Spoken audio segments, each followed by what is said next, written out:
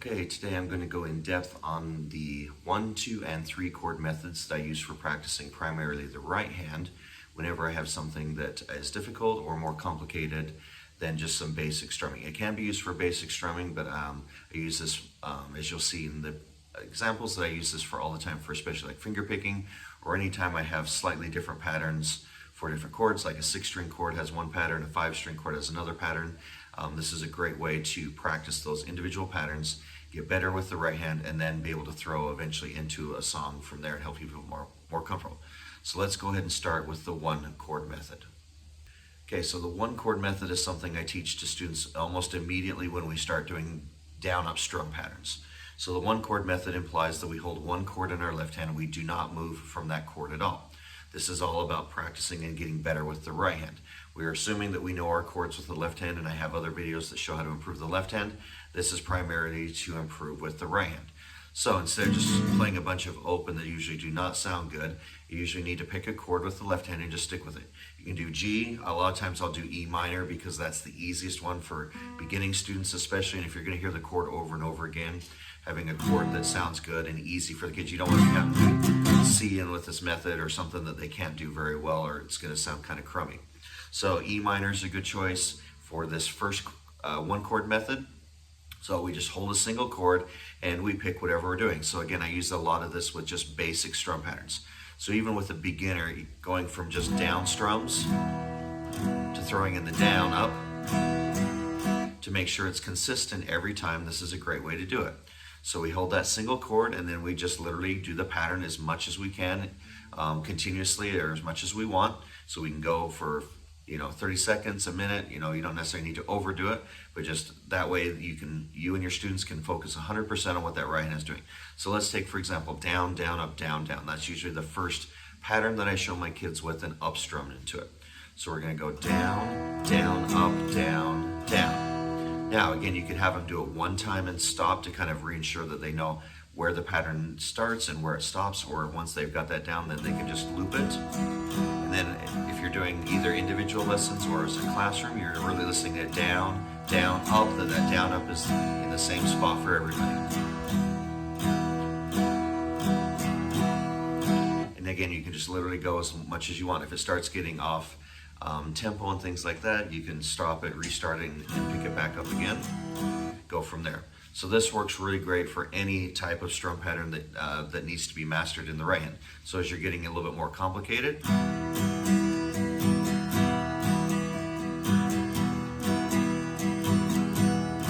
again, that's a way that you can basically just focus 100% on that right hand, get it better. Then the idea is you can plug it into a song and it's ready to go, because that right hand's just going to do the same thing over and over again no matter which chords are being played. So that's a great way for basic strum patterns to help you yourself or your students get better at making those strum patterns automatic. Okay, so the 1 chord method works really great for strumming and getting the right hand with just a basic strum pattern. Let's go a little bit more advanced. As you may know, there are many types of patterns where you have to play a specific number of strings. I mean, strumming does do that, obviously. G is a 6, C is a 5, but usually with strum patterns, that's pretty easy to adjust. I'm talking about something like alternating bass, where you have to play something very specific for each chord type. For example, a G chord is a 6-string chord, and I have to play 6 to 5. When I switch to a C chord, I have to do 5 to 4. So again, the 1 chord method is great for just doing a solid chord one at a time. And again, it allows you to look at your right hand. In this case, I really encourage the kids just to stare at that right hand, play that over and over again, and then again, in this case, a D chord, 4 to 5. It also works great because, as you know, finger picking patterns adjust slightly to, again, different types of chords. So a G chord might be 6, 2, 4, 3 for basic Travis style. But a C chord would be 5, 2, 4, 3. And again, a D or a 4-string chord would be a 4, 1, 3, 2. So again, the 1 chord method, cannot tell you how many hours I've just sat and done this. In fact, sometimes you can just watch TV. You don't even have to focus once you've got this down. But the important thing is focusing on each chord and getting those slightly individual patterns mastered. Again, I'm kind of switching chords here. You definitely should just lock in on a chord. It could be any one for a 6th string, could be E minor. Okay, any of those basic chords, but this is great for, again, when you're doing very specific string patterns for each chord. Just hold a single chord, do a specific pattern, and again, just as long as you can stand doing it. If it kind of trips up, just stop, reset it, begin again. Again, slowly at first, and then eventually get this. And yes, it can get a little bit annoying over and over again, but this will just help that right hand, and I promise you, once you get into a song, you start changing all those chords, you don't have to think about that right hand anymore.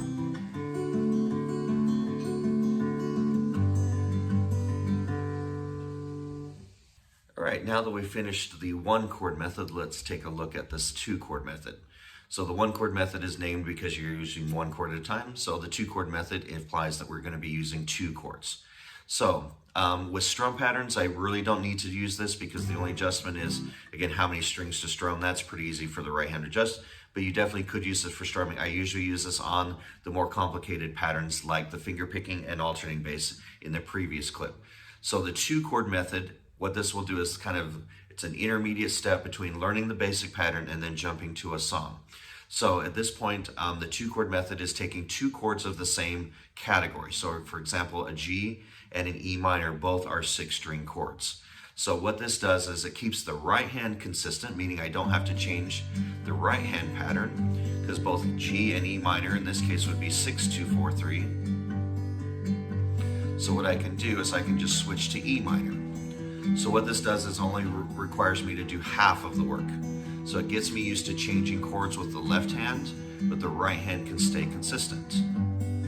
Now you can do this a bunch of different ways. You can just stay on 1 chord for a while.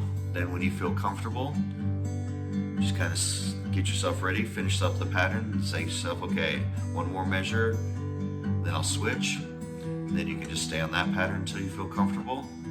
Or you can set it up and say, usually I like to do, if you're going to set up specific measures, usually 2 measures. So 1, 2. So you can set it up 1 measure at a time. I like to count the thumb. 1, 2, that's a measure. 1, 2, 1, 2, 1, 2. You can set up 4 measures you want. I usually don't suggest in this case less than 1 measure because that's a little too fast at this point. Okay, then I just transfer that to a 5 string. So usually I use C and A minor because those are very recognizable. Same idea. This way I'm practicing changing some left hand, but the right hand stays the same. So it's just a step above the 1 chord method. Helps a little bit more of that prep getting ready for actual songs at this point. Same thing. Now the D chord's a little hard because there's not a lot of 4 string chords. So sometimes we'll just do D minor or D7. 1, 2 are the forms of D from there. So that way, again, you're getting some left hand chord changing, but the right hand is staying consistent. I find that this is just a nice little intermediate step before going into the next or the 3 chord method. Okay, so now we're moving on to the 3 chord method. Like the other names have implied, the 1 chord method is only 1 chord, 2 chord method is 2 chords, and the 3 chord method is using 3 chords.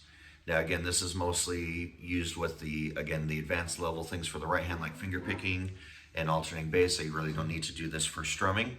But the 3 chord method then is taking 1 of each of the 3 types of chords and putting them together. Now again, this is a great way to do it because every song you're going to play in the future is only going to use 1 of those 3 patterns. So just because I'm practicing a G, I'm literally practicing every chord that would use a 6 string pattern. It really won't matter for the right hand. The C, the same thing for 5s, and the D or D7 for the 4 strings. If I'm practicing and can do those 3, I can literally do every song because that's all you're going to have to do for your songs is 1 of those 3 pattern types. So again, we're trying to do all this without worrying about the music and things like that. We're just focusing primarily on getting these techniques mastered. So the 3 chord method is picking 1 of the 3 chord types. So in this case, it works really good to do a G, to C. I usually do a D7 or a D, and then back to G. So whatever I'm doing, if I'm doing the alternating bass, again, I start on the G, and again, I can do as many measures as I want. and then I can just kind of randomly switch to the next chord when I feel comfortable. You can set up however many measures you want, make it a little bit more structured, but the idea is just focusing still on doing that right hand. But now when we switch, so if I go from G to C, I have to now go from a 6-string pattern to the 5th string. Now, the idea is the 1 and 2 chord method has really pushed me to being able to do that really well. So when I switch here in just a second, that I should be able, the right hand should adjust pretty quickly and easily. So here we go, C. I can again just play C as long as I want. And again, for students, they can kind of watch that right hand down there if they need to. Hopefully by this time they've done enough of the other 2 methods, they feel very comfortable. Then when I switch to D7, I'm going to have to go to a 4 to 5 pattern.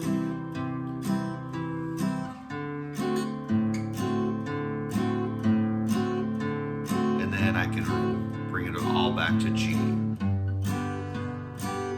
I can just keep doing that. Or you can just rotate and randomly call out a chord. Sometimes I'll write variations of these 3 on the overhead. Or I'll just kind of say, okay, get ready. In a minute, we're going to switch to D7. And then I'll go 1, 2, D7, switch to D7. Because obviously there's going to be songs where you have to jump from a 6 to a 4. And then again, I might say, okay, get ready for G. 1, 2, G chord, G. Same thing, maybe throw in a C. 1, 2, C chord. And so on and so forth. So you can mix up those things like that.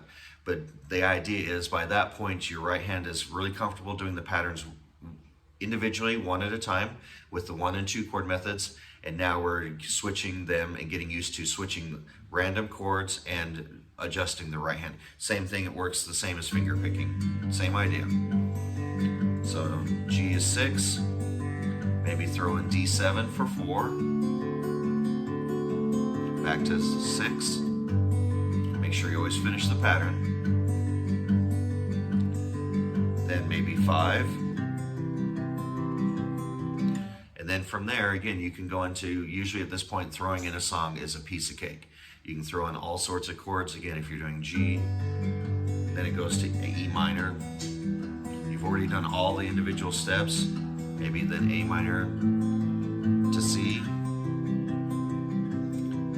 D7, whatever the chord song happens to have, you've already done all those individual elements, and it's just that much easier to put in the song. So it's a lot of work on the front end, and it's a lot of just repetition, but then by the time you get to the songs, it won't really matter what the song is. You know the chords, you know the patterns, you can just go from there. So I hope this helps you.